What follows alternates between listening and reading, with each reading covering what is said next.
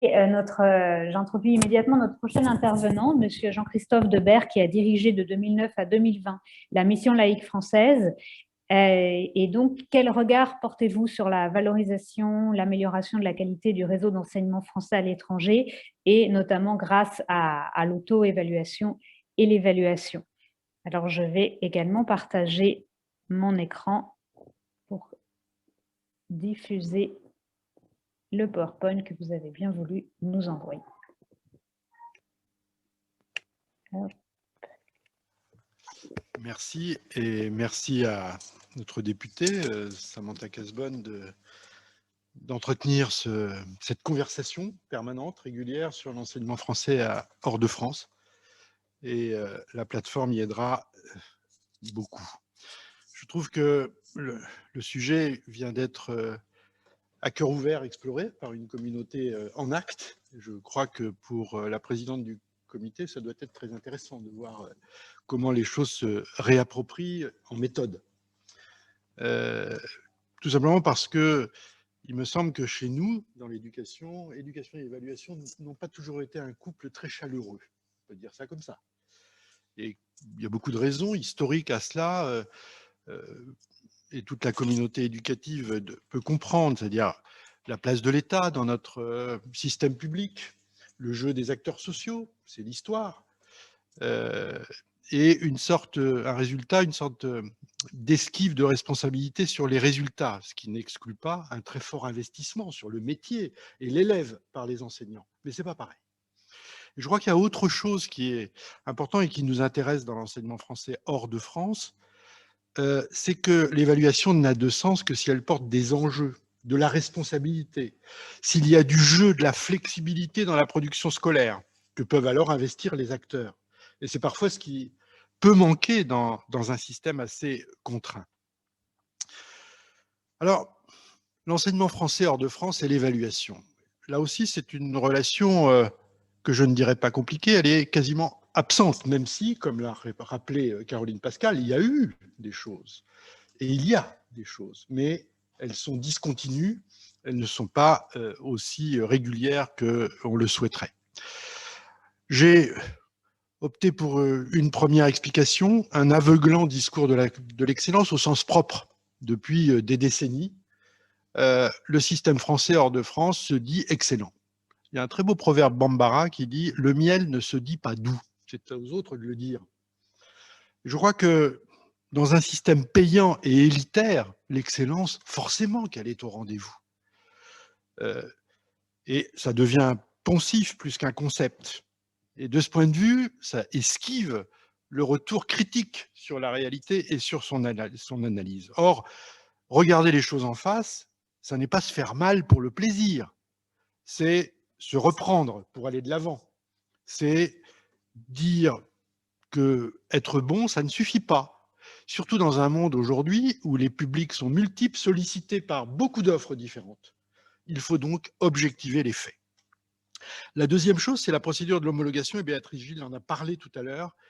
La procédure de l'homologation, qui est un certificat de conformité, a d'une certaine façon oblitéré l'évaluation. Le postulat est que la reproduction du même, ou à peu près partout dans le monde, suffit à fortifier un ensemble. Ça n'est pas tout à fait exact, car ça produit finalement un discours assez biaisé sur le réel, qui est extraordinairement divers.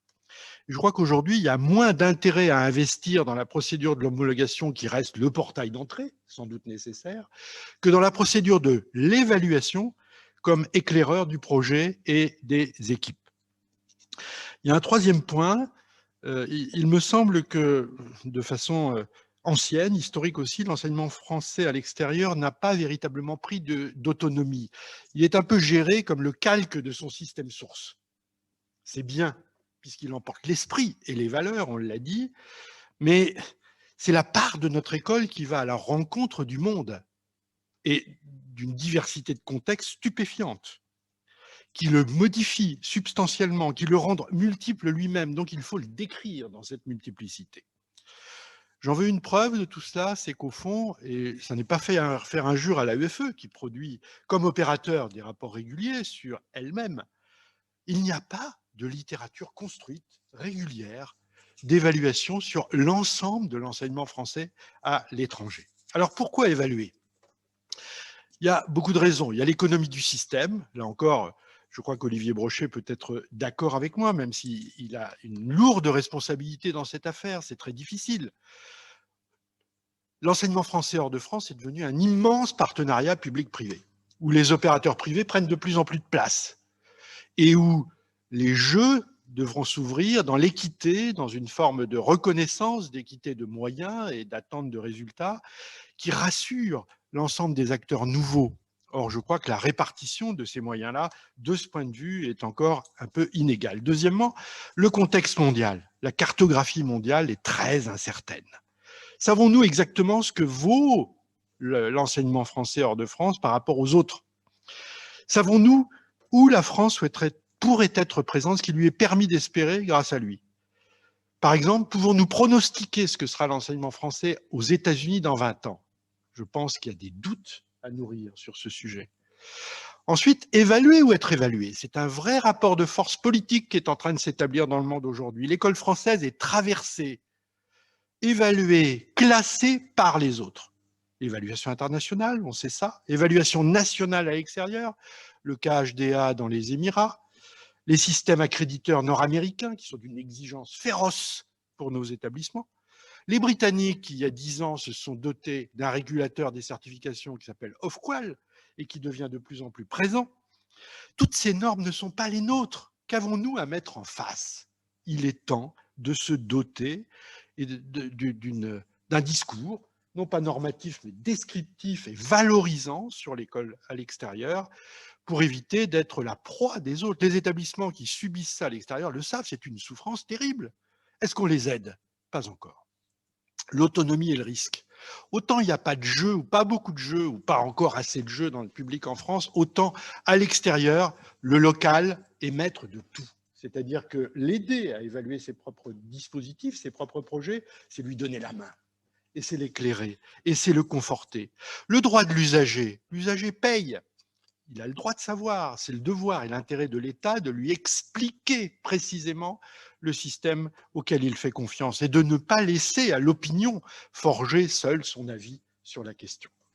Enfin, produire de la qualité, eh bien, c'est former pour demain, tout le monde l'a dit depuis le départ, c'est-à-dire créer un nouveau corps enseignant, français et non français, qu'il faut créer et acculturer pour éviter d'assécher l'ensemble de ce dispositif auquel nous tenons tous. Alors, pour évaluer quoi?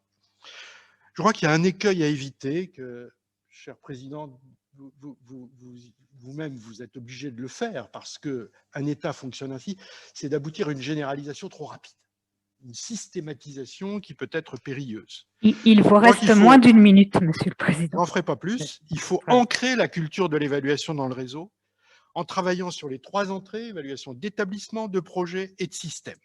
Répondre aux demandes des établissements, introduire l'auto-évaluation dans le réseau avec les outils nécessaires et construire, et ça je crois que c'est très important, un outil d'analyse de l'enseignement français à l'extérieur qui doit être national et international, totalement indépendant, fonctionnement pour partie sur subvention de l'État et pour partie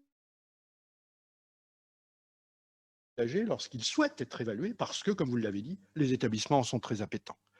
L'évaluation sert 4 enjeux à l'extérieur: de valorisation de la marque française, de politique, d'éthique en considération des acteurs. Il faut considérer les acteurs, les parents, les établissements, les équipes, de progrès et d'innovation pour ce microsystème qui met le macrosystème français à l'épreuve du monde, et puis de cohésion autour d'une culture d'établissement. Un établissement, c'est une culture commune, c'est une coopération, c'est une compréhension, et l'évaluation est un outil formidable pour ça. Se priver de l'évaluation, c'est priver ce réseau unique d'un atout pour son avenir et d'outils précieux pour tous les acteurs qui l'animent. Sinon, les autres le font à notre place, et ça n'est pas bon.